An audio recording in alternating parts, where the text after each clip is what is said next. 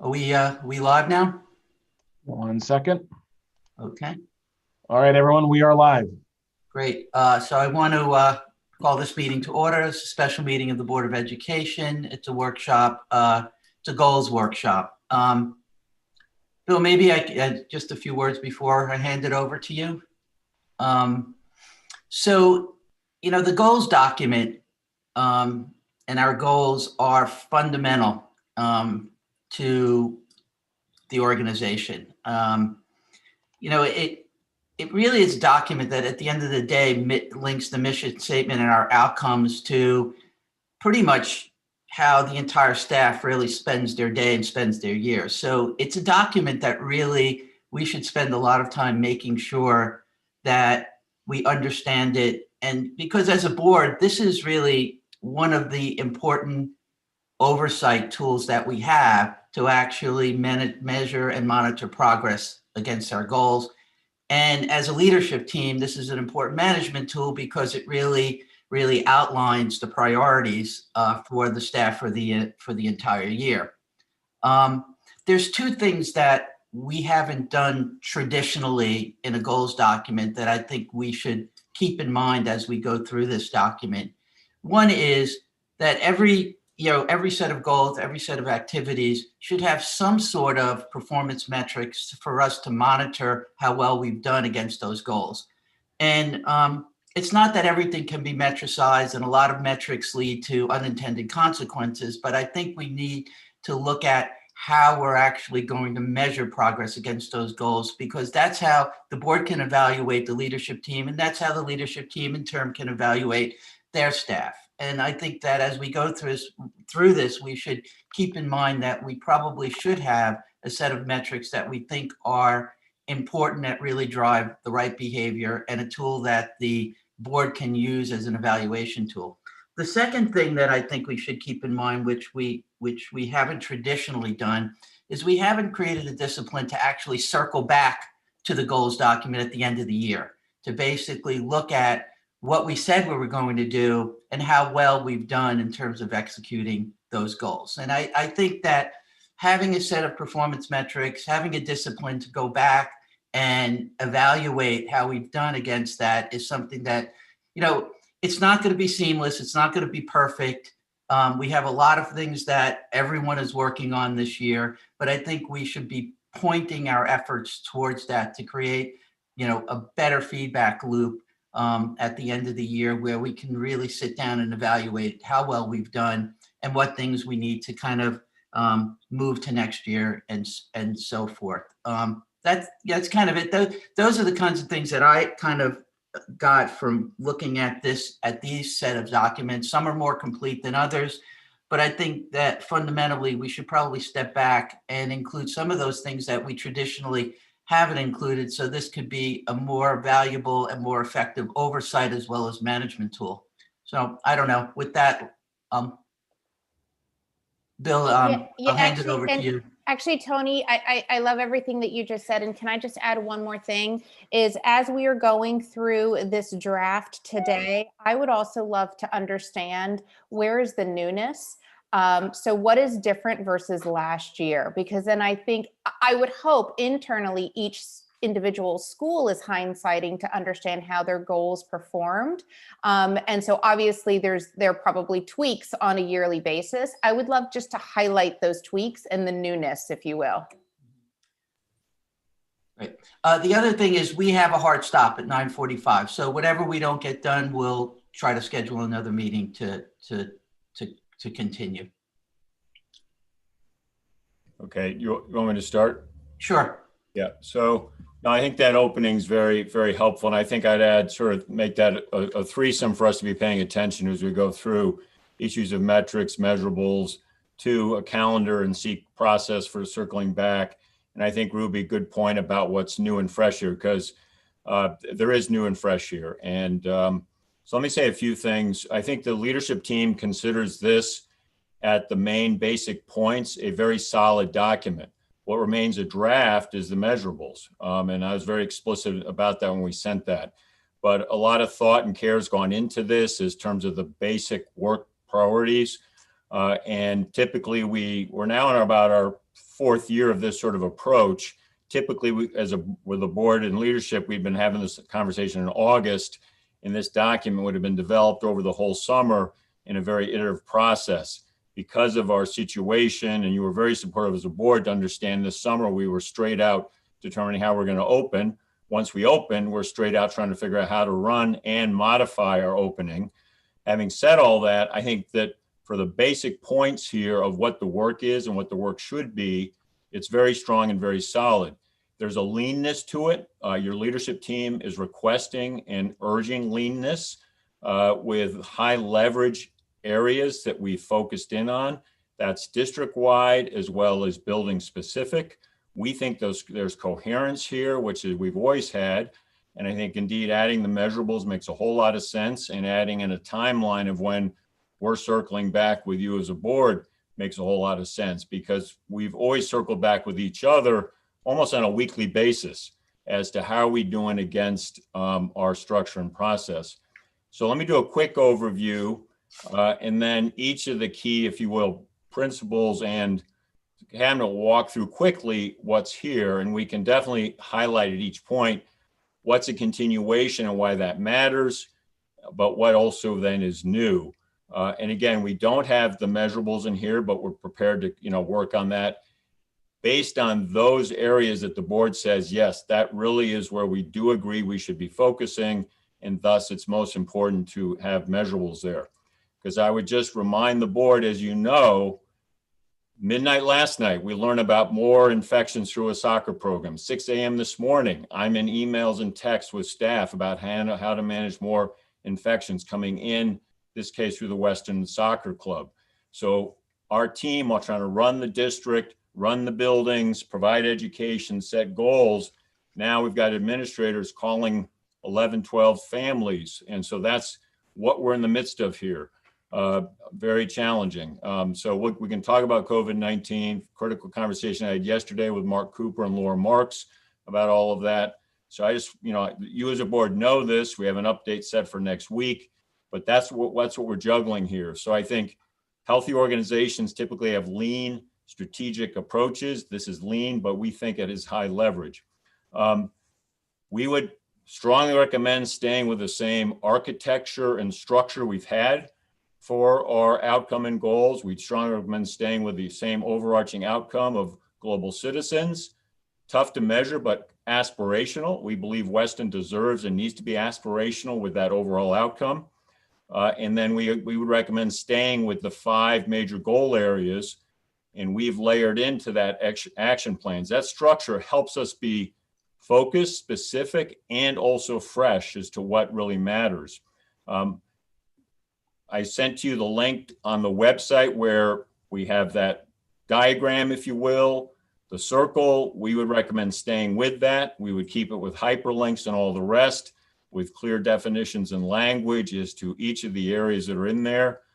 By the way, other districts have complimented us on the clarity and focus of what we've had in the past, our willingness to actually define terms. We define global citizens. We define all our areas. So that's, I think, a strength of what Weston's had. Before I hand it off, let me say sort of overarching, and I debated on the document you had, putting right up at the top, you have the overarching outcome.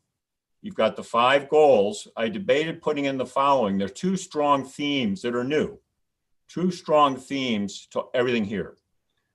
One is this idea of how do we ensure high quality teaching and learning in a hybrid, full remote, or voluntary distance learning? We just need to be upfront, explicit that we're operating within a COVID-19 pandemic. And as we know, sadly, this is not going away. It's only getting worse. So we as educators have to put right up at the top for this year and probably next year, I hate to say maybe the next several years, how are we making sure we have high quality teaching and learning in different schooling modes? Be that in person, be that remote, be that hybrid. That's got to be, and we can show how that cross cuts everything here. You get it at the district level and you get it at each of the buildings level. The second one is this idea, powerful, very important, of diversity, equity, and inclusion. And that cross cuts here quite a bit. But maybe the next draft of this, you as a board say, yeah, those are two very powerful themes, and calling those out right at the top. You can almost think about the layout. You've got your image, that circle. At the heart of it is global citizens, our 5 goals going after that. And for this year, and I think it's multi-year, 2 powerful themes that connect everything in that work. And again, teaching and learning, how to deliver that in the context of COVID-19 pandemic with different schooling scenarios. The other is this vital sense of diversity, equity, and inclusion. So what we're going to do now is run through quickly for you each of the goal areas. Now, Lisa, keep an eye on the clock for me because I know you need to come and go. You're okay now? Okay, then we'll go to the schools. Lisa and Dan have their plans here fully formed. Laura's going to join us. Patty has to be out for personal reasons today. They actually have their very clear set of goals they want to share with you verbally that very much tie into really these 2 big areas I've just shared. So why don't we move into it? I'd suggest we kind of try and hold questions till we get through because we believe it's coherent and we can move through this pretty quickly. Last thing I'll note is I know Tracy's got to step off for a PPT at about 9:15. So we'll try and keep this moving. All right, does that make sense? Mhm. Okay, so Ken, you want to pick it up from here? You and Tracy have got the first 2, academic excellence and healthy learning environment.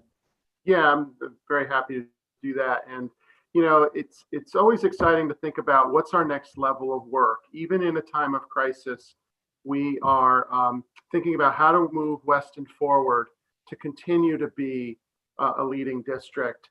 And so continuous improvement has always been our mantra.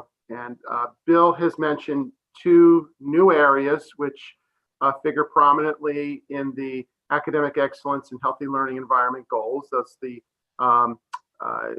teaching and learning in the hybrid and distance learning modes, as well as this idea of diversity, equity, and inclusion. 2 really big areas that we're excited about and are going to be looking to report out on significantly, as we always do at our annual instructional update.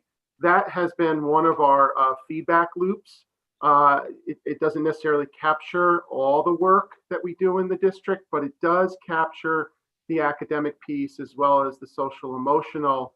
And there are all of district and departmental goals that we report out on with the help of the SILs, because really this is a top-down and bottom-up set of goals. I mean, this really bubbles up from the schools, and we align ourselves as a district. So I can say that, you know, this was not done in isolation at central office. This is really a collaborative effort of the leadership team. So if we delve into the academic excellence, and are we going to show here the document, or are we just kind of, I don't know if board members have it in front of them. Is that okay? So we don't need to show it then? Mm-mm. Okay. All right. So then, you know, overall, when we think about, there's really, there are really 4 areas here in the academic excellence, 2 of which are new and 2 are continuation goals. Because as you know, in education, generally speaking, you know, for initiatives to stick and for professional development to be applied in the classroom, sometimes it takes multi-years, 2 to 3 years with a particular emphasis. So, you know, as we have started last, March with work in distance learning, we're in a different place now than we were then. So, you know, our staff and our curriculum leaders, administrators have been working to really support teachers with the new tools that they have, the teacher toolkit, so that they can actually deliver learning in a way that is engaging. It's consistent with our previous emphasis on having students engage in discourse, collaborate, as well as be very student-centered. So student as worker, teacher as coach. So those things that we've always focused on within our new world in education, whether it's hybrid or distance learning, we're striving to ensure that students have that high quality experience. So that's something through the work with the SILs, with the additional professional development time, it's very process oriented. So when we think of, indicators of success, and we talk at the annual instructional update, it's both, qualitative and quantitative, which I like to think of as what's the evidence that we've made progress on our goals, because that encompasses, both qualitative and quantitative, and not everything can come down to, numbers in education. The second area again is a process-oriented focus, and that is, I've listed there special education, which Tracy will talk about, and I'll just come back to that and let Tracy talk about it, as well as the intervention services, which is year 2 at this point. Last year, as you know, through the budget process, we were really looking to augment at the middle school our math and reading services in terms of how we identify students who need additional support. And this is before, special education. This is a regular ed initiative. And so establishing our processes, very much like what we have working at the K-5 level very well, that is to make sure that we capture kids early and give them the support they need. This is year 2 of that goal. And then, as Bill mentioned, the equity, diversity, and inclusion goal is also a professional learning initiative. We are hearing from the SILs and the buildings that our teachers, need first to be thinking about these issues and how it relates to their classes. So we have reached out for outside assistance. Lisa's already started this with the high school. Dan and I are engaged in conversations to bring additional support to the middle school through the Connecticut Center for School Change, really having an emphasis at the secondary level, but also thinking about, from a district-wide perspective, how do we engage all of our staff in this work. And I think the recent curriculum committee meeting gave you a window into what that was looking like. But I'm going to pause here so Tracy can hone in on the special ed, which is again another that's a continuation initiative from last year. Yeah, and let me say something really quickly there in that handoff. What we've done for a couple of years now, and Tracy agreed to keep it going, is it's fundamentally in what special ed is about. You aim for the least restrictive environment, you aim for inclusion. So we feel in our goals document, we should fold our work on special education into the overarching goals that matter, as opposed to separating it out as a special education area. So I just want to be clear that there's a real method to what we're doing here. Go ahead, Tracy. Sure. Good morning, everybody. And I agree that that's a really important point, that special education falls along a continuum of services. And so we need to be thinking about how that continuum operates and what's the process within each aspect of that continuum. I will just say broadly, from a special education standpoint, process is always going to be a key part of our work because it's continually evolving. And I think this year is a really great example. So the district had targeted looking at process within special education pre-COVID. And I think the work that's happened within COVID has added another layer to that process discussion. I will share with you that this goal is written in a broad way for a variety of reasons. One is that when we're talking about special education, we're talking about decision-making for individual students. There is an overarching process that captures all of that work, but it's very challenging to speak in generalities because we're not making decisions about groups of students. We're literally making decisions on an individual level. But what we can be doing from a process standpoint, while we're looking at decisions individually, is thinking about what are the types of questions that we're asking, what are the types of evaluation data that we're looking at, what are our sort of discussions around how we make decisions about goals and objectives, and planning for individual students. But it's not something that's neatly captured within a broad statement at sort of a district level. The other piece that I think is really important is that there are key aspects of special education that are priorities at different levels. So what I mean by that is at HES, we might be talking a lot about our process around birth to 3, because we have students transitioning in to our preschool program, and that's a really important time and also a complex time from an information gathering standpoint. And then if we just jump ahead to the high school, we're obviously not thinking about anything like that. We're thinking more about transition out. So how are we planning for students for life beyond high school in whatever format that happens? From an intervention standpoint, the work that happens there is critical for a number of reasons. One, that's an opportunity for us within general education to be able to provide individualized and targeted support to students, and hopefully remediate areas of concern within general education. That's always the goal. To Bill's point about least restrictive environment, if we can provide structures and supports within general education and allow a student to close the gap, great. So we want to be devoting effort there, and also thinking about, well, if we have a student that maybe isn't responding to that intervention as well as we had hoped, what are the steps that we take within the general education process? And then ultimately, how does that connect with our special education process? So I do see those two things needing to work very closely together. From a special education standpoint, the information gleaned from the intervention process is critical.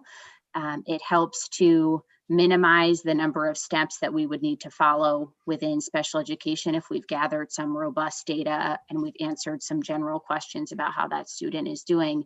It helps us to make a more targeted plan at the onset within special education than we would if we just were coming in sort of with no information about how they're responding to interventions. I think that generally sums up those two areas for now. All right, so that gives you a sense of the academic excellence. And now moving along to the healthy learning environment. As we said, some of these initiatives cut across the various goals. And the first two goals of academic excellence and healthy learning are really supported by the other three goals of the digital learning, the gauging progress, and the resources for learning. So these are the two that really, as pillars, really stand up there as being some of our top areas to focus on. So here you see diversity, equity, inclusion. Again, the board task force is listed here, and I think those three areas that were outlined as part of the task force, that really captures what we are focused in on, and certainly, from a curriculum instruction standpoint, but diversity of personnel, diversity within the system, as well as looking at how our system is structured in terms of policies for inclusion and practices. Those are areas we'll be looking at. So I think, Tracy, you were going to talk more about the social emotional learning, which is a continuation of work that's been done in the district for several years. I will just highlight that for the DBT Steps A program, that we are in year 2 with the health department, implementing curriculum in the 10th grade. As you know, we began in 9th grade with the Steps A program, and now we've continued into 10th grade, so year 2 of that work. And now, Tracy is jumping right in with the social emotional, and we're working closely on that this year. So Tracy, if you want to chime in here. Sure. So this is an area similar to teaching and learning that really touches every student in the district. There might be a student who's not involved in intervention or in special education, but all of our students are involved in our overall instruction from an academic standpoint, and certainly from a social emotional learning standpoint.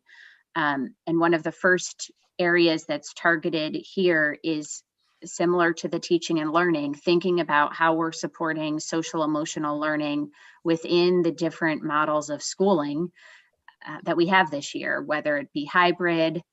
I would also include, and it is here, full in-person instruction looks different for our students, and how are we navigating that, and how are we providing supports while also keeping in mind the parameters that we're facing with health and safety guidance. I know there has been an enormous amount of work around school culture and staff training for the social emotional learning programs that are happening in the district. A lot of this work, of course, is happening on the school level, but there are various committees within the district. One is highlighted here, the District Emotional Intelligence Leadership Committee, which is looking very broadly at the work that's happening both with DBT and with Ruler, and then mapping that out to the individual school levels. What does that mean from a professional development standpoint for teachers, and also from a day-to-day experience standpoint for our students? As Ken mentioned, this is a continuation of work, and also, based on everything I've learned so far, also an expansion of work. So we're thinking about not only how are we integrating these programs, but how can we expand the integration of these programs in different areas. And so that hits on the area of staff training, which is ongoing. I've had an opportunity to meet with our mental health professionals at each of the various levels. I can tell you that they are excited about this work. This is an area where they are saying, we want to keep moving forward on this. I think especially around DBT, because that is relatively newer. And so we have already coordinated some continued professional development in that area. And then thinking about how we incorporate that in our classrooms on the teacher level, and then more broadly, how do we incorporate our parents in the instruction that's happening, the language that's being used, the strategies that are being instructed. I know that has been a focus in previous years, I think particularly last year around DBT, and that's certainly something that we would be looking to both continue and expand moving forward. And then obviously the last item here, school start and end times, was an area that we really were working hard on the second half of last year, and it's been a big topic for us. It's taken a little bit of a back seat, obviously, in the current situation we're in, and that's something that we'll have to discuss with you as a board in terms of where we want to go with that in the future.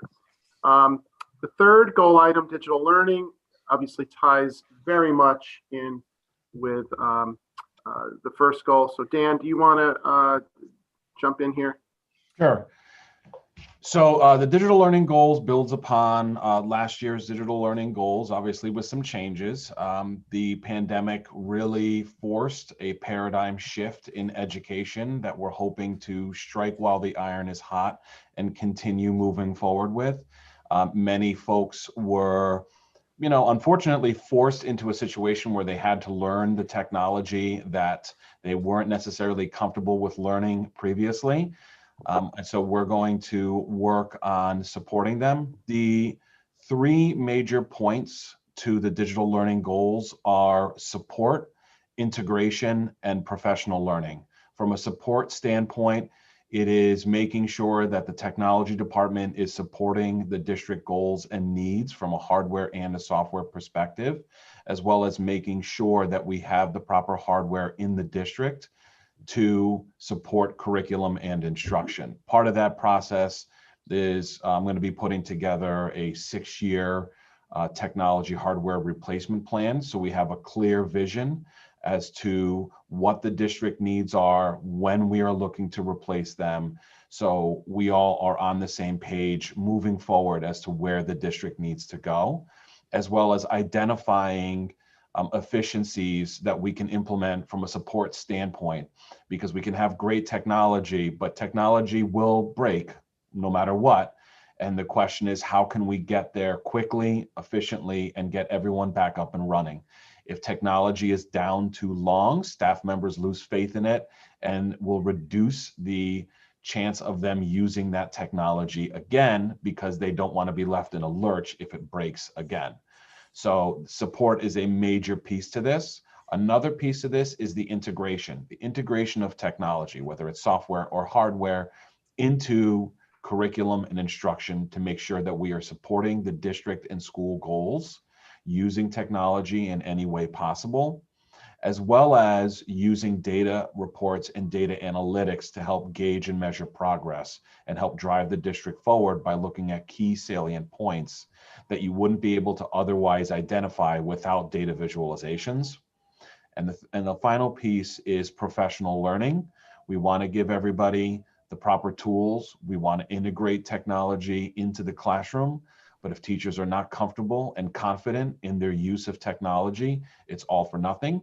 So it is continuously a circular process and feedback with staff, with administration, with myself, with the tech department, to make sure that we are not only giving the resources to staff members, but that they are learning properly how to use it and implement it. And not just from a training standpoint, but from a perspective standpoint, so they get that frame of reference as to not only how does this program work, but how does this program work in my class? What's the value of it? And that also goes back to the integration piece. If there's no value to the product, we look at cycling it out. So this kind of, all of this is overall connected, but the professional learning piece to me is the most important aspect of technology. And nothing else works unless people are comfortable using the technology tools that we give them. So that's part of the action steps, was just developing better support, working on what equipment needs to get replaced, continue integrating, building and working on data visualizations for the district, for the schools, for the individual classrooms, as well as continue with professional learning. I think this year has really shown how much professional learning is, how valuable professional learning is, with the amount of technology PD sessions we've given, and how much staff want more professional learning opportunities with technology, because they're now seeing that the value of it, especially in the situation that we're in. Okay, thank you, Dan. Just moving along, just in the interest of time, the gauging progress goal is the next one. It's still evolving. What you can see here are really the quantitative measures from a gauging progress standpoint for the academic excellence goal. And gauging progress is really broader than just the academics. It really relates to each of the other 4 goals. So you know, think of not just academics, but the healthy learning, and you know, could be related to other aspects of the district, things that we're working on and valuing. So in here is really just a very narrow view. And as I said at the outset, when we look at our progress, and we have a growth mindset of, you know, continuously improving in the district, there's both the quantitative and qualitative you know, approaches to looking at performance. And as I said, you know, what are if we really shift the conversation to what's the evidence that we are improving and or need to make adjustments. You know, these are just the data points that you see. You know, we really have 3 touch points during the course of the year when we look at and gauge progress. One, which we don't have this year, is the annual standardized testing report in October, based on the state assessments, which we didn't have last year. In November, we have the statistical report for the graduating class, which we will have coming up this month. That relates to the AP, the SAT, the ACT, and how we did in the college acceptance process for the most recent class. That is coming up. And then, as I said, we have the more qualitative annual instructional update in the spring. But in talking with the curriculum leaders yesterday, administrators, right now, in terms of the smarter balanced assessments, the state assessments, that's an area that, you know, typically we'd be spending this time of the year looking at those assessments. And our SILs have said they really have not missed in terms of seeing where students are and they're performing. They have not missed those assessments, because the data that is most critical for improving student learning has really been the benchmark assessments they've been using with students, whether it's the reading assessments, the Fountas and Pinnell, the things like the MAP assessment, which we will be giving soon. We did hold off in the beginning of the year with the MAP assessments because we just, you know, instructional time has been so critical with kids in the classroom. We did not want to use that time for testing, but we will as we get into November. We'll be starting with that, so we have benchmarks of where our students are in comparison to where they were, you know, last year. And not only are standardized tests indicators we use, but we really subscribe to multiple measures. No single data point or measure is used in evaluating a student or even our system. We look at performance-based results, which we've created in the system, such as our writing portfolio processes in grades 8 and 10. And because of how we have calibrated, we do get fairly reliable results in terms of how students are doing in relation to the rubrics. We calibrate that process very well. So these are just some of the academic indicators, and this goal will be, you know, build out further, you know, in the next week or so. Ken, can I ask a question here, or are we holding off on all questions till the end? I think if I may, Holding off. getting through at least Lisa and Dan, we're almost there, would be helpful, because again, this Great. is very coherent. No problem. Thank you. Yeah, if you could, because it all kind of connects, and we designed this to be lean and connecting. If we're about to shift Ken to Phil, let me just say something quickly here. Yes. Okay. So in the document you have, in this section, before you go to the action steps, there's a paragraph that I actually wrote. So others may disagree with it, but it's that we are in a major shift moment on the issue of how we assess, engage progress nationally in a multiple set of ways. And so many of us who've been watching and understanding and working on how do you gauge progress in education for a long time, you look for hope out of this mess we're in. This could be an area of hope, which is how do you balance out the right set of indicators and measures? Because numbers have never clearly been the best sole indicator for how we're doing schooling. There's lots of debate about that. It gets political, it gets substantive, but it's a big fat debate. But since the state has been unable to provide the standardized testing environments, that has said, how else do we gauge progress? Fortunately, many moons ago, Weston went down the path of, we're a mature community, we use multiple indicators, multiple measures. So we just have to understand that the whole context is shifting. The college level, as many of you know, is shifting dramatically. Many of the elite, and I have to use that term, elite institutions are backing down on the use of assessments. They may go right back there, but they're backing down on it. But so there's a lot shifting here. The other thing I want to raise up for you, and many of you may have heard it and understand this point big time. What Ken said to you about what the SILs are saying, that the SBAs only give back partial information to us as educators. And one of the longtime concerns with the standardized assessment movement, and I'm not against it, is have standardized assessments, but know what they're for and know their value and what they give back to educators in making decisions for children. So you heard a very powerful comment. as sophisticated as the SBAs have gotten compared to past standardized tests, and they're much more sophisticated in the sense of the information they give to teachers. You've had excellent educators now tell you yesterday, now today, that they still don't give us much. But fortunately in Weston, because of the multiple measure commitment, you've got other places to go for indicators of gauging progress. So I mean, that's a big set of comments and a big issue. We can't grapple with it this year because the context is changing, but I just want to let you know your educators are paying attention to this complex issue. So why don't we shift now to Phil? And I think a lot of what Phil will cover, you've been covering with him as a board in the various budget workshops and through the facilities committee. Good morning, everyone. So as Bill mentioned, a lot of what we have just regarded to the budget and just the goals that we have for the budget. So the primary goal of the budget really is to support all the initiatives that the district has and trying to align those goals with the funding that's available, the resources that we have available to us by the town.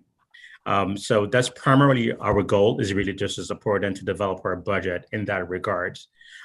We will be, for this year, we will be starting to do a multi-year look, which would kind of help us to guide all the financial, which would kind of help us to plan better financially.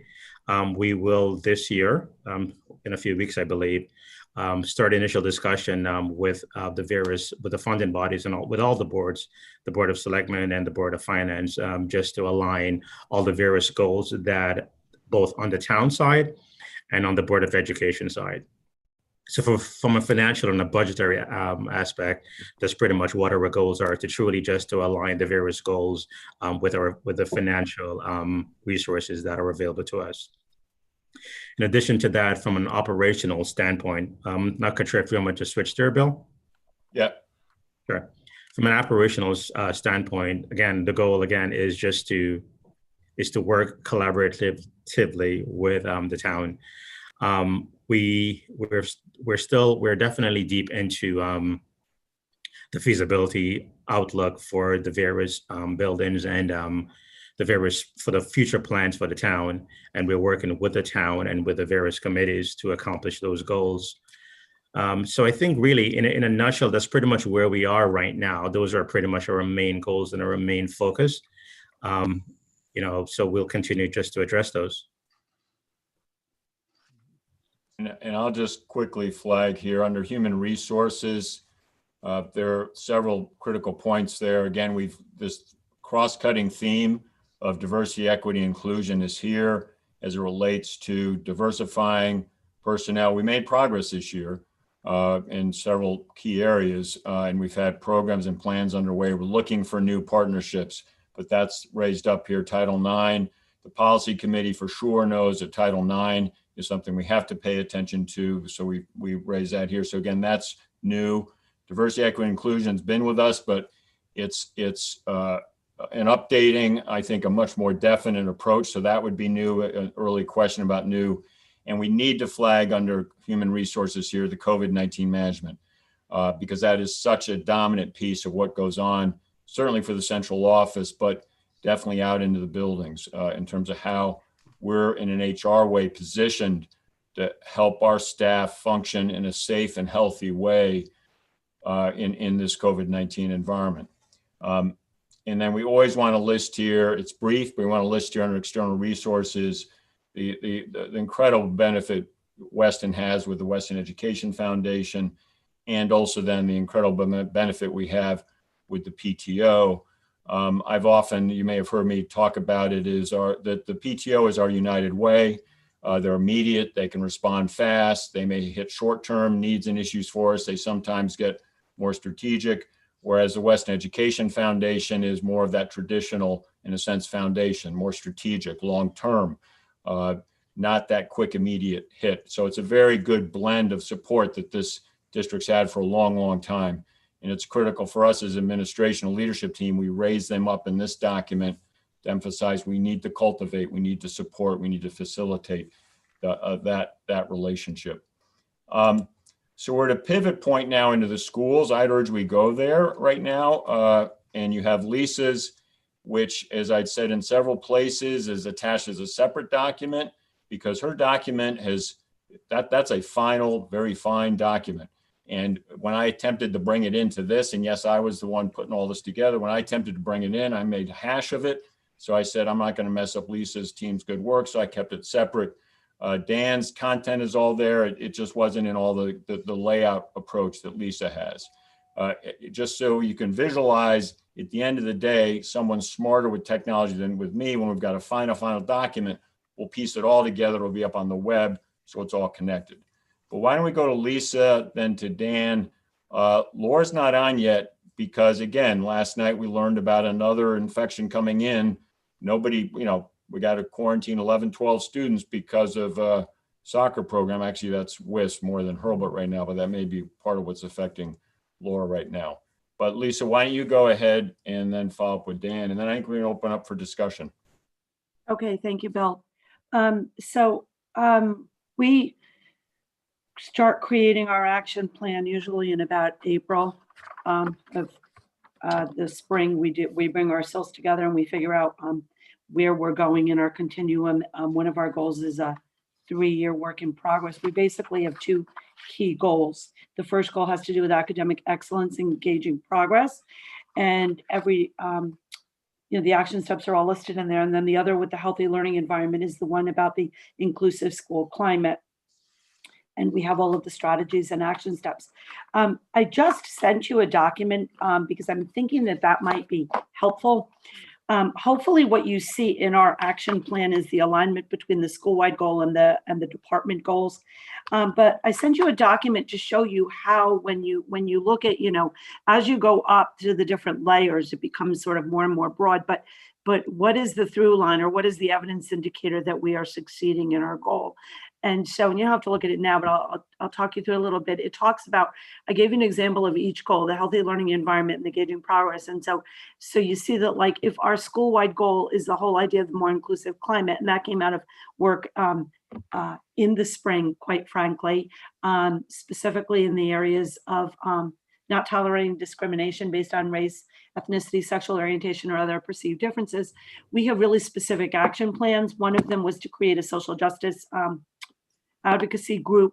I'm very pleased to say that we have a social justice advocacy faculty group. We have a social justice student advocacy group that meets with the faculty group. They met last night. I guess the meeting went on, and they finally had to cut it short at 9:30. It was very purposeful that I was not in that meeting because of the work that they're doing. We originally were going to have a very small group, and when over 40 students applied, and I read through every application along with these teacher volunteers, it was very emotional reading the comments, and I have samples of things that kids wrote. It was emotionally exhausting, I guess I would say. And the facilitators of the group, Yana Opedy and Amy Holmes, and other people in the group are like Lucas Walker, the physics teacher, and Jen Klein, social studies, Meg Sullivan, guidance. We can't narrow this down. This is too much of a movement. And so now it's turned into grade levels with liaisons and facilitators and all of that. So that's kind of within the whole thing of a separate piece of that, but it's kind of a multi-pronged approach how we're working on this healthy learning environment. And the example I gave you was if you look at the school-wide goal to do this and action steps about embedding certain things in reading. Now, last year we had started to pilot this in English. So the English goal is the idea of the culturally diverse voices, and there were specific action steps that go with that. I didn't put it in this particular thing I sent you, but we piloted something in the summer. I was privileged really to join the group. It was a great literary group of students. So they did a lot of the piloting during the school year and then in the summer. And then, so then the department goal goes down into the individual teacher goal. And this is where it has to go right through the classroom. And then what's the data? What's the evidence that we're succeeding? And all of our teachers have a goal that in some way, shape, or form relate back to these 2 goals, to a departmental thread, and then they have to show both quantitative and qualitative data of what are they doing, how are they, demonstrating their success. And with this particular teacher, the example I gave you, she's an American Lit teacher. She has 74 students. She clearly aligned her goal, and she was like, okay, I'm going to give a baseline survey on how comfortable kids can feel. I'm going to take student work samples. I'm going to give the survey several times over the year. There's a lot of great information of some of the baseline survey data where kids may seem to feel comfortable about diverse voices, but maybe they aren't as comfortable as they are. She says maybe they will realize after exposure that they weren't as comfortable. And the concept "different than me" is a loaded phrase. So she clearly has everything out. And what would happen is mid-year, she would come and she would show us the data in the student work samples of how is this work going. The other example I took was one from the academic progress. And if you look at the whole idea of gauging progress and everything, and we've really been focusing on differentiation for the last several years. We did a book and the goals were aligned with that. And someone, actually it was Yana Opedy, brought up, this differentiation goal also relates to the social justice goal, Lisa, because we're looking at the students at a much deeper level of who they are and how we can meet their needs in ways that perhaps we haven't even thought of. We've just scratched the surface for some of the social emotional issues. But this particular student teacher in world language is looking at, again, the whole idea what Dan DeVito was talking about, training PD, how to match the best strategy with the digital resource. And her goal specifically is targeted in Spanish 5 honors. The end result is going to be the Apple test, but she talks about how she's going to gather data. And she says, at the beginning of every unit, 80% of my students must demonstrate growth. And I'm going to use those ACTFL, can-do statements, and I'm going to measure it. So when she comes in January and at the end, show us the evidence. And sometimes, like we tell the teachers, they might not get there. It's fine. Like we've identified these struggling writers, but, oh, great, these have improved, but I found some more. That's all fine. The idea, like Ken says, is continual progress and moving things forward. So hopefully that example helps illustrate how it goes right to the through line into the classroom and combines with both professional development and supervision and evaluation to make sure that the work gets done, quite frankly. And I think that in doing it and looking at the journey of these individual teachers and how they can relate sort of to the district mission is really important. And then it serves as specific evidence indicators of how are we as a district addressing this in the classroom. Yep. Just 1 second. I see the time. I mean, we have a few more to do. The board probably has, Bill, maybe if we can stop just here for a second, because I just don't want to run out of the time and the board not having any questions. Can we just? Well, I guess a friendly amendment. I think Dan can be pretty fast. He has Okay. a document and Laura just joined us. Okay, so let's do that. I just want to have time for the board to send their questions and comments so that could drive the next couple of steps. That's all. Yeah. Given how incredibly, because I want to say the whole board, your leadership team is working really intensely, but they are exhausted. Yep. It's a 7-day job now. Just witnessed midnight last night, 6 a.m. this morning.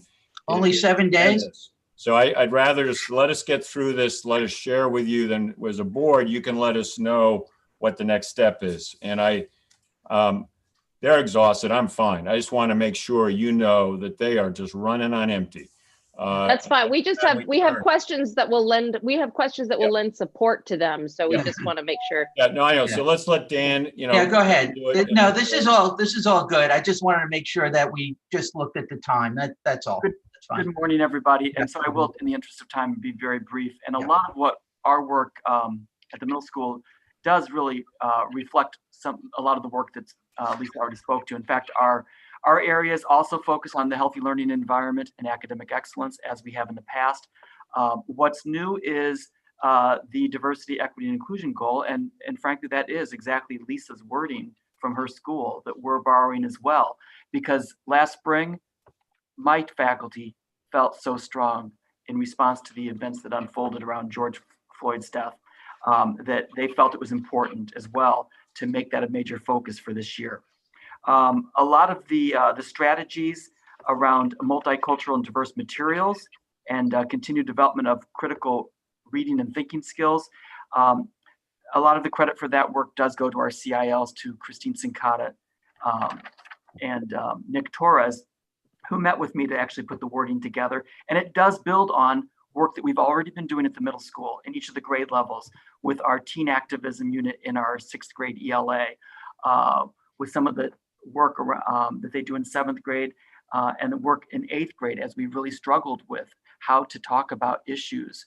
You know, we tried to embed a little bit of the Holocaust originally, and then pulled back from that text because we just didn't find it to be, you know, the appropriate text. It does talk about issues, but we're now doing The Land of Permanent Goodbyes, which does deal with conflict and injustice. So we're continuing to look at that, and one of the tools that Christine will be using as she does the evaluation of our materials in English language arts is to really go against a checklist to make sure that the books that we are choosing truly do reflect not just topics around diversity, but also are written by authors who represent diverse backgrounds as well. We've had the Our Words Matter pledge for about 4 years now at the middle school. What's new in our action steps there is to identify professional learning opportunities to support strategies for engaging students in civil discourse. We find that at the middle school level, just developmentally, our students struggle when they're engaging in difficult conversations. So we want to identify some staff training that then can be rolled out with students.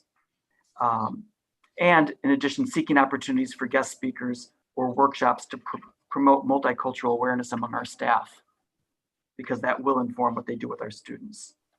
Our second goal there, it hasn't changed dramatically. We are trying to implement the Wingman program year 2. We started last year, but obviously with school closure, we had some challenges. And frankly, when I met yesterday with our advisors, they're not sure we're going to really get it off the ground this year. They've been in conversations with Ian Hockley, who founded the Wingman program. And other schools are finding that in hybrid models, it is a challenge. So we're going to give it a good attempt, but we may have to pull back until we're back fully in. I think everything else there, you know, there's some updates to the advisory program, the DBT Steps A, our PBIS school climate survey, as well as our activities under goal 3, where we talk about SOAR. Those are carryovers, continued parts of the middle school culture. I think when you go to the area of academic excellence, I think what's really important, first of all, is to acknowledge that we do have a system in place now for a true tiered intervention program in reading and math with the additional support. We increased our reading support in the budget last year, and we created the math intervention specialist position. Michelle Clark, our math intervention specialist, has already met with all of our middle school math teachers. She's reviewed students who are in the math lab program, as well as any students who were struggling, who were getting under a 75% in math. That's in addition to her caseload of the Math Advantage students. So that is up and running well. The new part of this goal, which is similar to what we've heard already, is the digital learning piece, optimizing the digital learning, providing professional learning for staff around best practices in digital and hybrid learning, evaluating the reliability and effectiveness of digital resources and tools, and advocate for upgrades as indicated. We're still waiting on those much valued new Chromebooks. As I told Dan DeVito earlier, we're running out of October, and we were promised them in October. Teachers and students are really waiting with bated breath for those new resources. We're also noticing that some of our teacher laptops just they're struggling. They're limping along with some of the older machines now that we're placing so many more demands in terms of Zoom, especially not the middle school this week as we're doing the full day hybrid, where we've got students Zooming in every day. And then again, it's continuing to provide students with training around digital learning. So it's not just our typical digital citizenship and internet safety, but also more training just on the tools and the devices that we have at our disposal. Thank you. Laura, I had queued you up before you got here. You'll be the final piece, and we'll go into discussion. The board understands why it'll be verbal at this point. They know Patty's out today, so you're picking up K5. But I think you'll hear from Laura that the real meat on the bones of those larger themes that we've been talking about all morning. So go ahead, Laura, please. Yeah, thank you. Apologize for the delay. It's a busy morning here. So, I will speak to the K5. Patty and I are always in frequent communication about goals and providing a comprehensive and systematic K5 program. For academic excellence, we are prioritizing this year, of course, the language arts and the math curriculum. Teachers are learning an entirely new way of teaching this year, so ensuring that those foundational skills are solid is really key for us. So that will continue to be a priority. We have been, particularly at the K2 level, we have completed all of our beginning of year assessing to get a sense of where students are, especially given where we left in the spring. And we have been pleasantly surprised. Students did make growth and progress throughout the spring. There's always a little bit of a summer slide, and we are finding that students are starting to already pick back up and regain some of those summer losses. So we are in good shape. But the reading and the math, of course, will be a continued priority this year, with the emphasis on, regardless of the schooling model we are in, because we do anticipate maybe shifting between multiple models throughout the year, being able to maintain that continuum of instruction and making sure students are achieving and moving reading levels and acquiring all of those important skills. Our PD day on Tuesday will be centered around that. We'll be working with grade levels around that area, and that is K5. We are in tune. The technology has been a huge learning curve for our teachers. Again, since where we left in March when we closed school unexpectedly to the program we now have in place, it is a dramatic difference. There's a tremendous amount of synchronous learning. We have a wide variety of resources for our teachers and their technology toolkit. The comfort level of teachers is increasing, and it is a lot for them to learn. You know, the stress levels, I think, are very high among our staff, and they are continuing to every day to learn those tools, utilize those tools, and to make them the very best lessons that they can be. So we have seen a tremendous amount of progress already, and the technology will continue to be supported for the teachers as they apply those to the lessons. Of course, our voluntary distance learners is always on our minds, and how we are making sure to give them the best educational program possible, make sure that we can progress monitor for them through the use of technology and using that information as we move forward. Both at Hurlbut and WIS together, again, we are continuing to focus on the emotional intelligence needs of our students and our staff. At our levels, a lot of that is tied in with our PBIS program and the positive culture in our buildings. We will continue to work on that this year. We are going to spend a little more time at the beginning of this year, taking a step back and just starting with our staff again, as I mentioned, and I think we see this across the district and across schools. The teachers are under a tremendous amount of stress and pressure. They're working really hard. They've got pressures in their own life. So we will be spending some time working with our staff on that EI piece and the emotional intelligence. Diversity inclusion is always embedded in what we do, and we will continue to look at ways to increase that and to across both buildings. You will see in the Hurlbut budget request for next year as we refresh our collection in our library. We are looking at some new parts of our collection that will help support that work. Every year there is just, an explosion in the kinds of books that come out that we can use to kick off lessons, conversations, and for our level 2, recognizing and appreciating differences in each other, and helping our students learn how to communicate that. So that's K-5 in a nutshell. If there are any questions, I can certainly elaborate on any of those areas, but did want to emphasize that, K-5, we are very much in line. So thanks for letting us run the table on this. Just saying helps you as a board see that this is coherent, it's lean, it's focused, it's fresh in some key areas, but it does build on where we've been and leaves opportunity for growth going into future years. So open to discussion, and we do know measurables are a next step clearly, but open up for discussion. Yeah, you're muted, Tony. Yeah, I want to open up to board members. Yeah. Can I jump in here? Sure. I'm going to make a couple of comments and questions, and then I'm just going to let you answer them or not answer them or just think about them. Thank you very much. I know that putting together a project like this at this time is Herculean, so thank you. I really appreciate the work.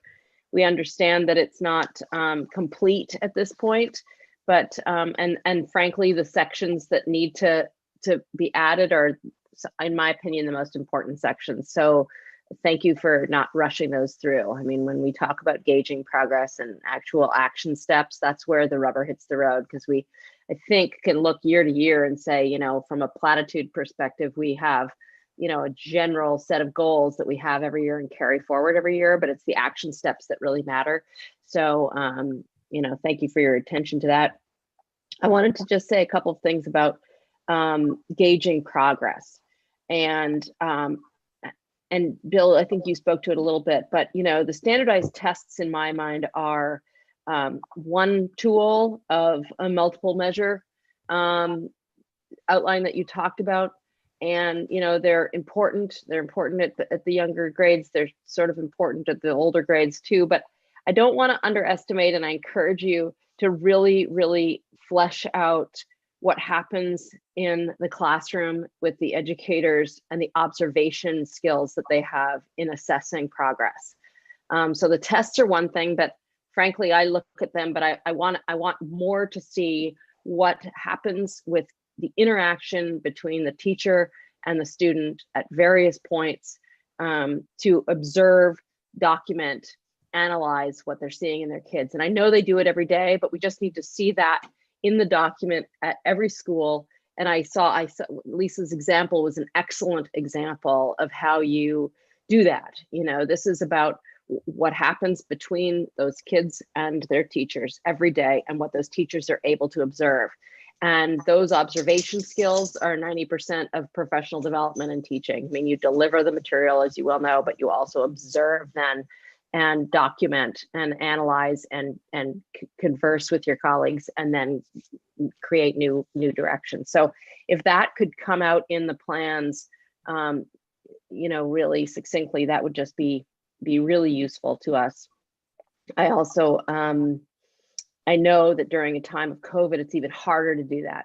How do you observe children online? It's much, much more difficult. I get that. But again, this is where we really appreciate your attention. As far as diversity, equity, inclusion, I heard Dan say something that triggered a question in me, and that was that you sort of borrowed language or used similar language from what the high school was using. And I think that's wise. It made me say, though, there should be some district-wide assumptions that are shared between all schools at the top level as far as these goals go. And I don't mean assumptions that Bill has written or whatever, but where the 4 schools have come together and are absolutely sharing language around what we mean and some of our best practices. For example, yes, we're going to use resources and books and integrate hiring practices that increase levels of numbers of people of color in our district, et cetera. But also, I think that, you know, as we talked about in one of the earlier meetings, goals around not just highlighting the atrocities that have happened for minority groups and people of color, but rather the contributions that they've made across the world, and in art, in math, et cetera. And how do we, that would be an assumption that is shared by all schools, that we promote the positive contributions of diverse communities in our exploration of diversity, equity, inclusion in this district. That, for example, is just a shared assumption across all schools. And I think that if you can hammer out some of those, that would be very, very useful, because then you can make sure that they play out in the books that you choose, in the way that you teach, et cetera. I think that I'll stop there. Yeah, let me just a quick comment there, Taffy. Just, I want to kind of put some color around Dan's quick comment. I think Dan's going to agree with me. I think the board should be encouraged. One, we've been on this issue of diversity, equity, inclusion for a while. That new phrasing, as I said to Tony and Melissa, arrived from my scouring all over the place as to language that truly was inclusive, truly was embracing in the title, because we've been working with racism, social justice, that may be, but we actually like, and you may as a board think differently, but diversity, equity, inclusion, that's new language to frame all of this. Dan's mention if I may quickly, Dan's mention of Lisa's work is Lisa, through her great team, had sort of come up with the meat on the bones of that. And we said, that's great language. Let's bring that then district-wide. So all 4 principals, the entire cabinet knows that district-wide for us, a big fat theme, because it has to be, is diversity, equity, inclusion. The other big fat theme is, how do you have high quality teaching and learning within COVID-19? So we couldn't agree more. I think Dan was giving a polite nod to Lisa as to where in our process as a collaborative team, this emerged. So I just want to clarify that it's indeed the whole team, and we're learning and listening from each other at each step, and giving credit, which is what Dan was doing. No, I think that was why, as I said to you, Dan, I think that was wise for you to use that language. And I think that's absolutely the right thing to do. Don't reinvent the wheel, use what works, use what's strong, share it. But I do think across all 4 schools, you should be sharing the best of what we have to offer and what we're planning on doing. So I think that's right. And diversity, equity, inclusion was born in the corporate sector, that expression or that language, and is used across companies across this country, and is standard and part of companies' policies. So it's not new to the district. I mean, it may be new to the district, but it's not new. Okay, thank you. Yeah, we understand it's not new. So. I'll go next. I just want to say a huge thank you to, like what Taffy said, to all of you for all of the work that you've done. I mean, you guys are really burning the candle at both ends, and it's so appreciative. Laura, I was actually going to send you a private email because I wanted just to share this with you that I saw on TV yesterday, and I thought it was so applicable to the K-5 level, where on the Today Show, an anchorwoman said that her daughter's teacher used the phrase, instead of in-person and VDL student, she actually used the phrase of in-person students are roomies and VDL students are Zoomies, so that the kids actually thought it was a very fun way to refer to, are you a roomie or are you a Zoomie? Anyway, I just wanted to share that with you before I went into my questions. I will pass that along to the teachers. I thought it was, that's cute. I thought it was super cute. Okay, so the first thing that I just wanted to say is around, I talk a lot about us being nimble, us having 4 schools on one campus, the ability to have communication very fluid. I'm wondering if there's an opportunity in the strategy section for each school to talk about in preparation of. So we hear a lot about Laura communicating with Patty, which is great. So maybe there's a strategy of in preparation for Hurlbut into WIS. We hear a lot about Dan and Lisa working together, so it's an in preparation of, but I would also like to see, where is that in preparation of between Patty and Dan? Because I think there's a big there's, I'm going to give an example. Uma was talking about homework last night. And I just said, Uma, you're in 5th grade now. Once you get to 6th grade, it's going to hit you like a ton of bricks in terms of the amount of homework that you're going to have. So maybe if there are some strategies where the principals can work together and we look at that on a yearly basis, just in preparation of and link the schools together, I think that would be really helpful, just so that it's top of mind for parents too. Ruby, if I could just respond just for the record, we started that a few years back where our teachers have gone down to, or I should say go over to WIS and observe and speak with the 5th grade teachers. Our 5th, 6th grade teachers have been doing that in both English language arts and math. That's something that Dr. Craw and I had started with Patty a few years ago. Oh, okay, great. Perfect. Yeah, so maybe even if we can just highlight it on the document so that we have it in writing too, that would be awesome. The third thing is that school start and end time, you don't have to answer this right now, but it is still in this document as something that we want to look at for this fiscal year. I don't know, Bill, what you feel like, if you even think it's manageable to have that conversation this year, or if you want to push it out till next year. Or is it a placeholder to? Yeah, well, I can tell you what the leadership team thinks, but I wanted to have the conversation with the board, and they do. We do not think it's manageable. I think right now, especially as we're looking at the likelihood of us being in a different schooling scenario next year, we might be able to, around the edges, cheat in some work on school start end time. It's going to be the role of the team, not me, frankly. But maybe you say, if you're in a hybrid, do you start a little later? Do we do some experiments with the core issue? But I think, I just my advice, I think it'd be a mistake to ask for bandwidth to be expanded into that issue right now. But it's so big, so important, and it was great work. I really think it was great work. I sort of, can you mothball it, not lose it? But the board has to talk about it. Board Bill, I think, making a decision for, school start and end time was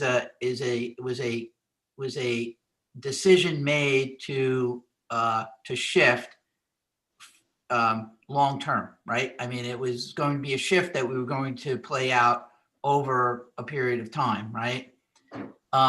I think that school start and end time is going to be a very tactical issue depending on the mode of attendance that we had and any tweaks around that's going to happen over the next several months, if any. I don't view it as a strategic item. I view it as more tactical depending on the situation as it relates to public health. And if we have to make any tweaks with respect to the mode of attendance, rather than dealing with it as a big strategic issue, right? It's kind of how I view it. I don't know. Yeah. Okay, sorry. I just have 3 more things and then I'll be quiet to give someone else. I just wanted to get everything off my list. Okay, the third thing is around human resources and the diversity, equity, and inclusion. And you talk about that you'll reach out to additional organizations and seek out local and regional resources. I know that I've had this conversation with Louis when I first joined the board about 1.5 years ago, and he kind of echoed the same sentiment, right? That we're working with different organizations. I would love more detail around this. Agreed. Whether it is college recruiting at Spelman, a Hampton University. Ken, you sent us that fabulous, teacher experiment that happened several years ago out of Norfolk State University. I don't want it to be so lofty as we're going to work with certain organizations. I kind of want detail around this. So we're going to make these visits. We're going to go to these master program job fairs and these Black specific colleges. Just Can I jump on that, Ruby, to add to it? Sure. I also think it would be useful to have a long view on this, because it's not about, how many teachers are we going to hire this year, but rather to say in the next 3 years or 3 to 5 years, we hope to have a certain percentage of our teaching staff to be of more diverse communities. And a number, a percentage, it's a long goal, and we just need some specifics around that, because we can say each year we're going to try but that's not detail and that's not a goal. A goal is, something a little more definitive. Sorry, Ruby. Definitive. Yeah, no. And then just two more other things with regards to gauging process is while Progress. I agree, progress. Yeah. While I agree with you that, test scores are not the end all be all, I do think there is a responsibility that we have to the parents. While a lot of parents move to this district, obviously because of the education, I think there is something that parents look for on how is my child doing and how is my child doing versus the average. And I do think that there is still, with the absence of some of those test scores, I do think that there is something that we still owe to the parents and that they're going to be looking for. I don't know what that is, but just keep that top of mind too, Ken, when you're kind of thinking, okay, well, if we don't have X, what is Y, that we then can still satisfy that need. And then I just didn't know if there was any opportunity, if there's any programs that we have introduced within the last 3 years into the district where there's an opportunity to understand qualitative pre and post of that particular program. If we've done any sort of analysis like that when we introduce a program into this district, if we look at pre and post kind of ROI on that particular program in terms of success. Sorry, that's it. I just wanted to get everything off my list. Yeah, just a quick ESS. It's been, I think, the biggest program bringing in, and we do look at that. So, but I think for other big initiatives, we definitely can do that. But you as a board should be assured that we have done that. That's one of the biggest programs coming in. But yes, good point.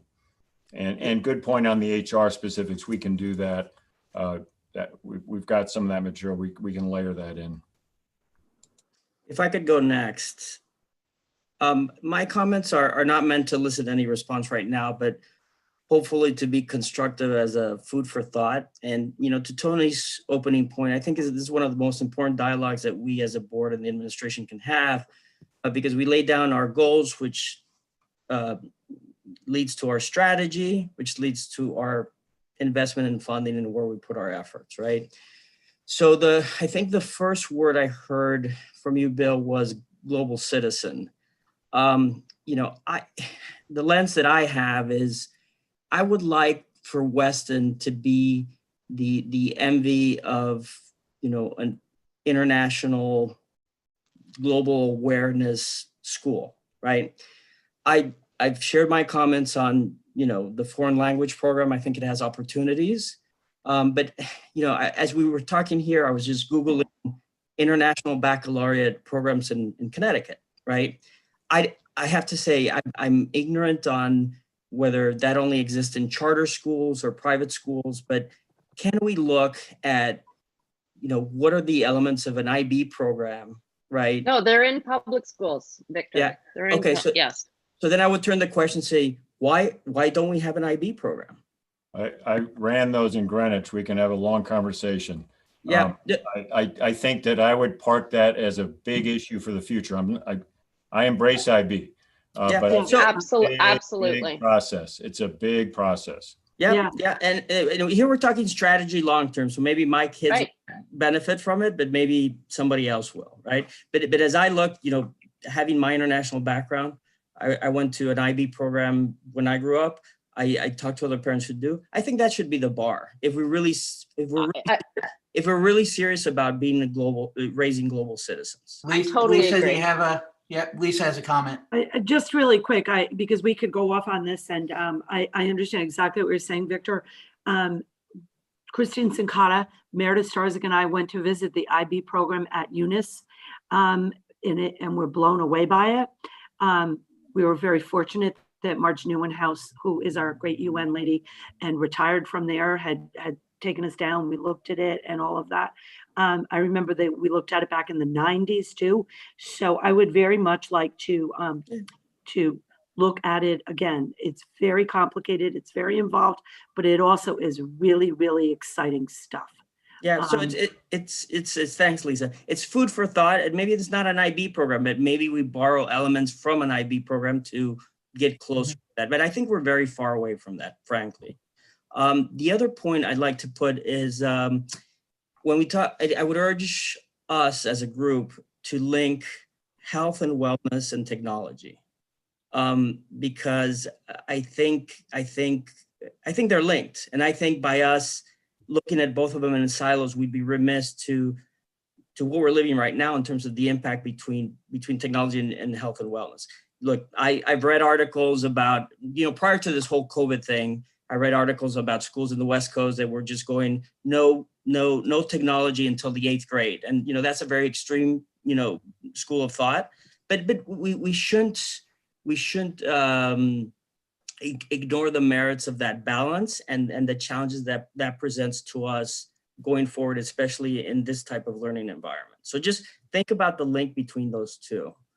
And my last point, and it pivots off of Ruby's point on looking back, I think and I'm going to get the acronyms wrong, whether it's ESS, DBT, EI, I get them, frankly, I'm not that close to them, but you've rolled out new programs. And I think I would urge you all to think about, what has worked and what has not in the new programs, and that look back, because, I had, very ancillary feedback and it's not well balanced, but anytime a new program is rolled out, there are always things you're going to want to do differently. So if that's something we're investing in, we should really be intellectually honest about how we're rolling it out, and be open that needs to evolve and maybe not be rolled out the way it was rolled out on the first go around. So again, that's my group of 3: global citizen, health and wellness and technology, and look back on new programs.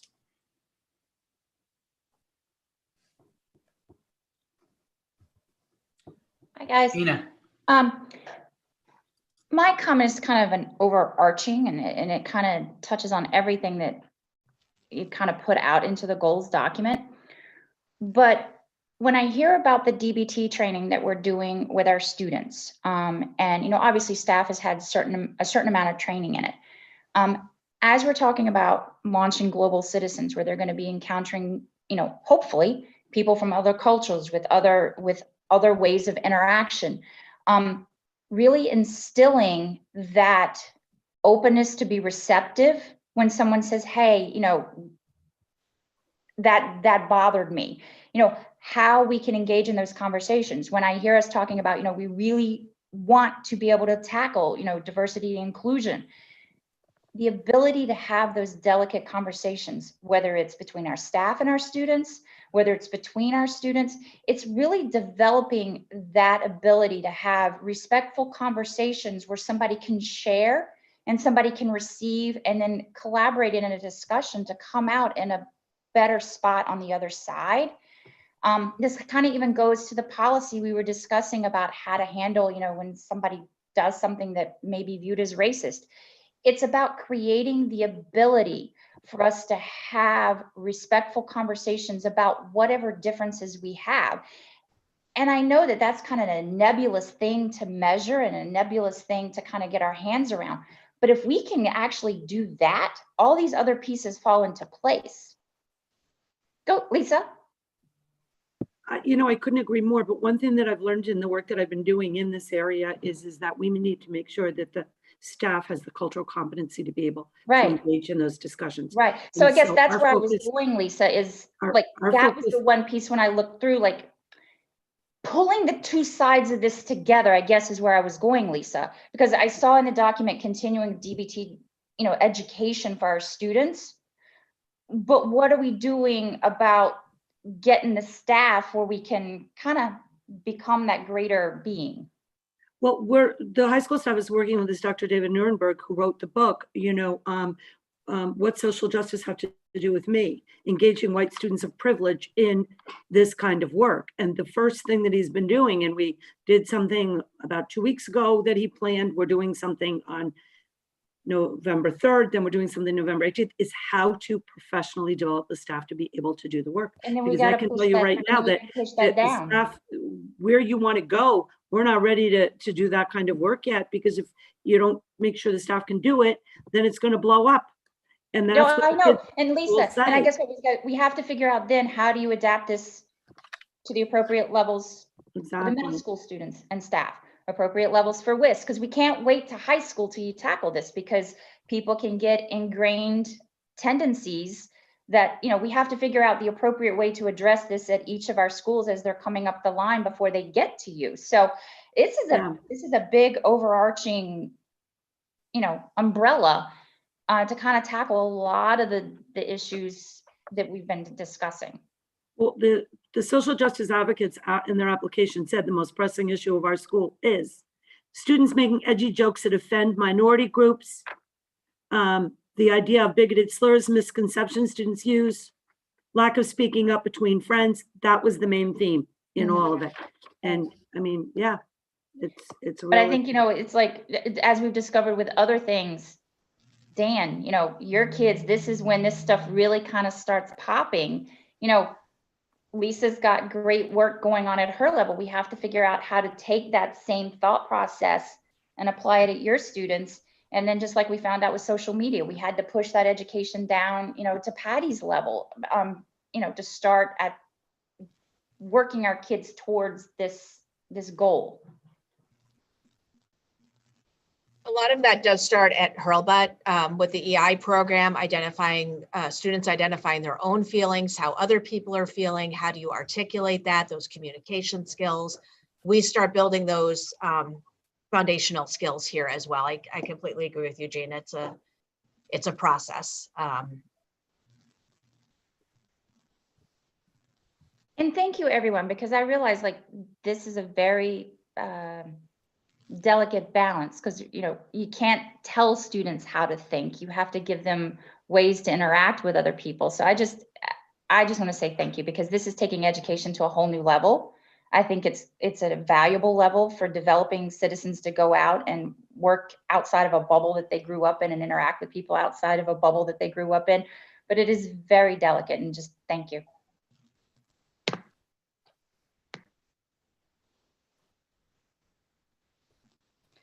Tony, I have comments, but it's 9:49. I can't hear you.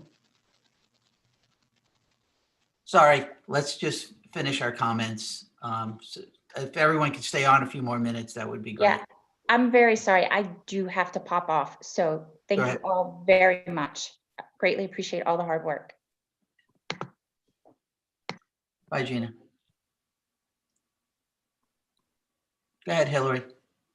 Okay, I just have a few. A lot of things have been mentioned, but I think this was great. My biggest comment was that if you were to say to me this year, what's most important, I would say to these students, like the social skills and the ability to communicate. So it's sort of in here, but it's my biggest concern as a parent going through all of this. So I did want to just mention that it's not just mine. I think it's pretty much every parent's concern with their kids on screen so much, is how do we teach them, you know, the important social skills that all of us learned growing up. So I did, you know, I wrote that down sort of all over the place. And then other than that, the other things I wrote down that haven't been mentioned is sort of, you mentioned intervention services and special ed, but one thing that I thought about is how we sort of customize education in Weston, and how we have gifted programs in STEM, and how it's not, you know, just about intervention, but it's really about customizing our education for our students. So I don't know if that's something that you want to mention or not, but it was something that I thought of as I was reading, you know, your academic excellence section. I'm trying to think what else I have here that hasn't been talked about. That might be it. Oh, I did mention when you talk about standardized assessment results, there's nothing in here for K through 2, which you probably know. So, and then the other thing that we didn't mention, and we didn't ever have talked about since I've been on the board, is grading policies. So I don't know if that's something that sort of sits out there that's already been discussed before I came on. But, you know, Kathy mentioned observations. I'm not sure if you tie that, you know, or where that comes in. That's it. Those are all my comments.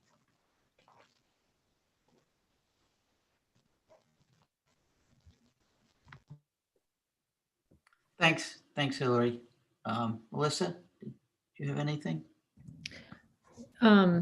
Sadly, I missed the beginning of the of the presentation today due to an issue going on at the House. So I think I'll hold my comments for now. Okay, great. Well, thanks, everyone. I thought this was a great discussion, and I thought the feedback was excellent.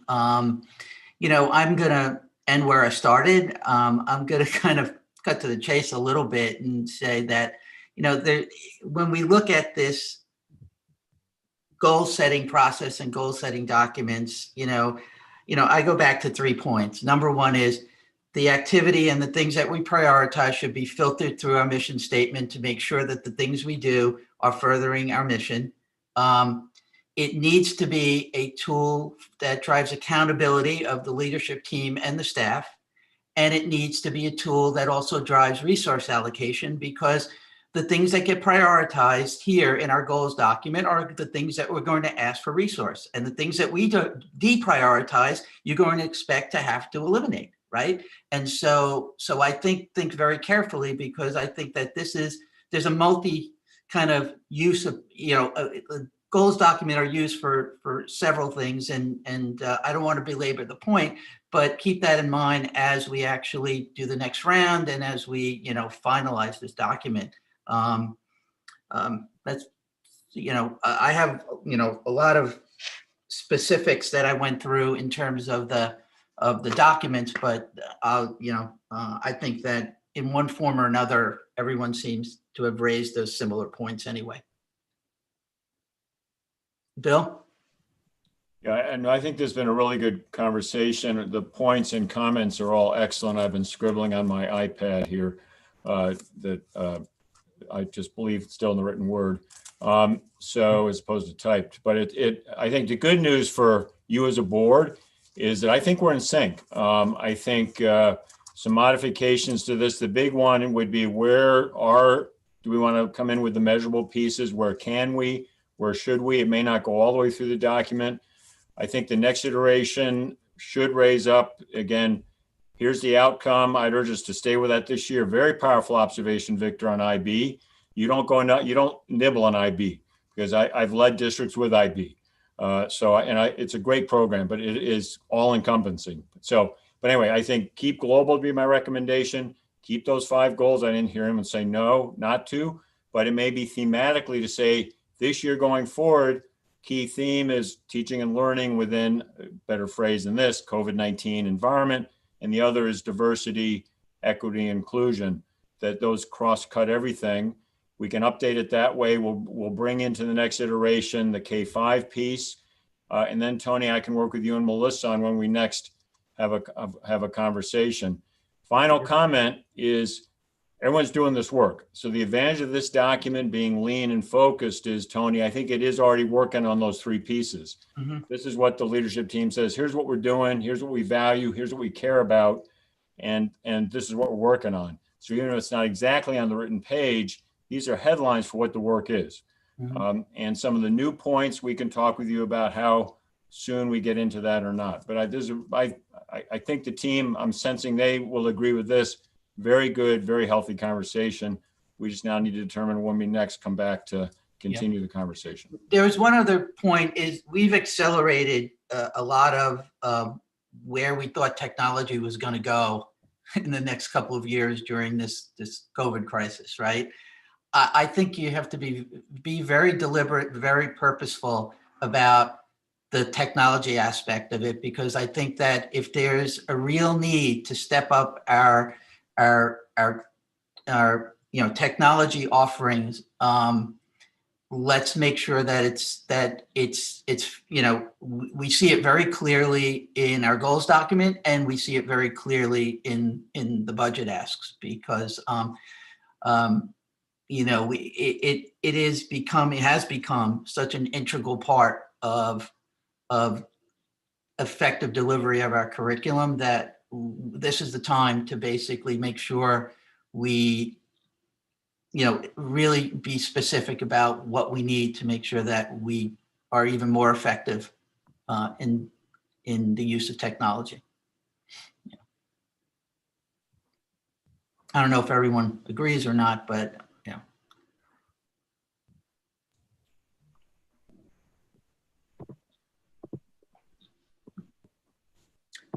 Bill? Okay, I think I think we're set. I think maybe Okay. the next All step right. would be Tony, Melissa, you, me, Ken, others, principals, talking about when we next connect on this. Okay. We'll work Very on good. revisions. We won't wait for that time being set. We'll get the revisions in, and Mhm. then at least have the a digital paper next iteration. Great. With that, can I have a motion to adjourn? So moved. Second? Okay, Second. thank you. All right. Thank you, everyone. Again, thanks for all the hard work. This was a good session, and until next time. Happy Thank you all. Meeting Thursday. adjourned.